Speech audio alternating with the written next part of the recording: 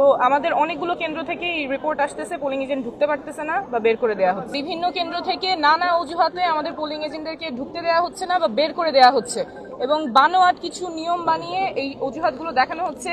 কাউকে বলা হচ্ছে যে আপনারা তো এখানকার ভোটার না, অথচ এরকম কোনো নিয়ম নাই যে পোলিং এজেন্ট হতে হলে এই আসনের ভোটার হতে হবে।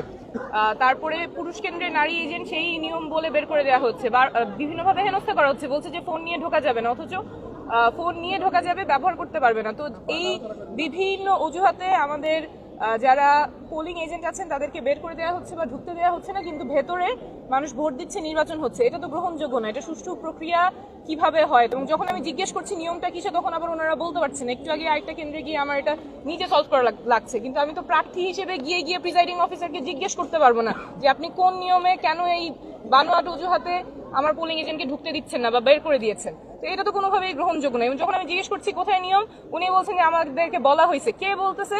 ওনার ওইটা নামও উনি বলছেন না। তো এটা তো গ্রহণযোগ্য হতে পারে না কোনোভাবে। আমরা চাইবো যে সুষ্ঠুভাবে নির্বাচন হবে এবং এই যে বিভিন্ন অজুহাতে আমাদের পোলিং এজেন্টদের ঢুকতে দেওয়া হচ্ছে না, বের করে দেওয়া হচ্ছে, এটা কোনোভাবেই